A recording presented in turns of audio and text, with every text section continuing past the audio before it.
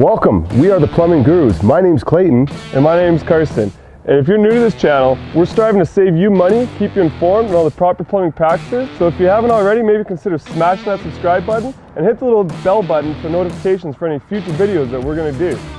Let's get into this video. Come on, guys.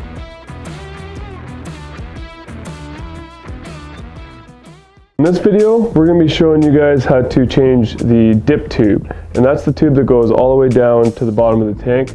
You'll notice the reason why you'd want to change it is because when you're showering, you'll get hot water or you will get lukewarm water or you'll get kind of bursts of hot and cold. And that's because this cold water is shooting straight into the top of the tank and mixing with the hot. So the tools you're going to need for this job, crescent wrench, some channel locks or adjustable pliers. Sometimes you can get away with these, and other times you may need a pipe wrench to get the dip tube itself off because they can get pretty tight. Another good idea is to spray it with some spray like WD-40 or some sort of oil to loosen up that thread to help you get it off. Alright, so now that we know the hot water tank, the water's off, we got it drained. First thing you're going to do is go to the cold feed in and unscrew the top of it. In this case, we have a kind of like a union type thing. Sometimes there might actually be just straight copper going up, and if it's tied into straight copper, you're gonna probably have to cut into it and then solder a coupling. And we actually have a video up here, we'll put in the link to show you how to properly solder. All right, so we're gonna take this piece off. Might get a little bit of water there, so if you do, just maybe have a rag with you. And whatever is coming out, you can actually just drain it into there while it's doing it. Just put that off to the side.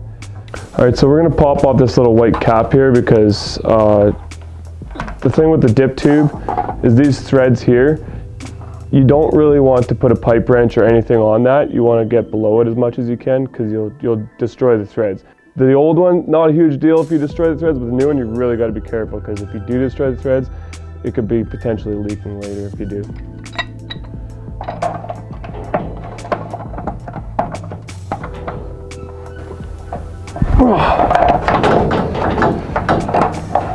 Sometimes they can be pretty snug. So again, if it is super tight and you're having issues with it, you can spray it with some WD, or if you don't have a big pipe wrench, you sometimes might need one, but you can also put a snipe on it, like a long tube to help you give you some leverage to get her going for you. Pull this one out.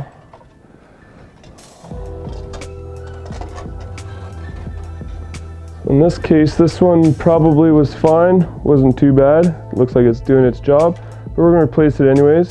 And the new one we have is actually just a generic size, super long. So we're gonna cut it to size.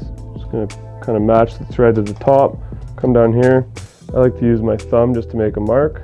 We're gonna use some PEX cutters or some sort of tube cutter. Just twist, cut, and done. And we're gonna get into putting some Teflon on. Now there's kind of two separate threads here. So you got one facing up and one facing down. And generally when you put Teflon on threads, you're gonna wanna go clockwise onto the thread. So I hold my thumb there, and then I'm left-handed, so it's a little bit different from some people, but you're just gonna put on about 3 to 3.5 wraps clockwise on, so that when you're spinning the nut onto there, it actually tightens with it and it's not pushing the threads or the Teflon out of the way. So again, we're gonna flip this around, face the threads out, and then put it on clockwise. And 3 to 3.5 wraps is good. And what they teach you in school is to miss the first 2 threads so that you can get it threaded a little easier. And we're gonna put some pipe dope on just for extra sealant. Some guys will only use tape, some guys will only use dope. We like to use both to make sure that it's a secure seal. Drop this in there.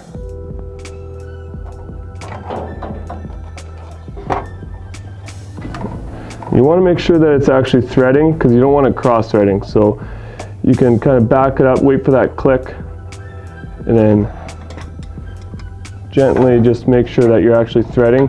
If it doesn't thread easily right away and it's kind of tough and it sounds like it's grinding or something, then it's cross-threading. Get it out and try again. So in this case, we're just going to use channel locks. And again, don't make sure you're not grabbing the threads themselves. Just grab onto the part that's smooth. And if you have the situation where you're gonna have to solder again, you're gonna wanna make sure this is tight so that you have no leaks. So make sure she's tight.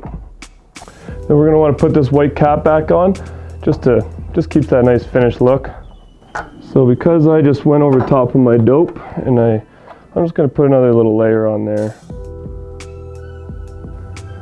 We're gonna pop our nut back on.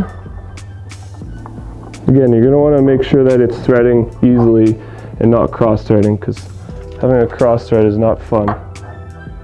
So these types of adapters here have gaskets in them, so you don't want to necessarily crank it as tight as you can, but you do want it to be snug, because you can pinch the gasket. And what we like to do is just wipe off any excess dope that's left on there.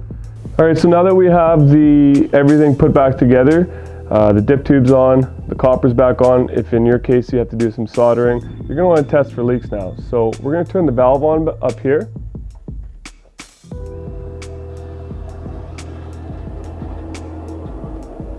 And if you had left the kitchen tap or the faucet bathroom tap upstairs open, which in this case we have, it's good to get to fill the tank and actually get all the air out of the system, so that when you go to turn on a faucet later, you're not just getting surprised by a burst of air. So it's good to get the air out, and it helps fill the tank better that way too. So right now, best way to do this is either get a rag or just get your dry fingers and run them around and test for leaks. And then while that water is running, it actually helps it to create leaks. If there is going to be a leak, it's going to show up pretty much right away. All right, everyone, thanks for watching our video on how to change a dip tube on a hot water tank.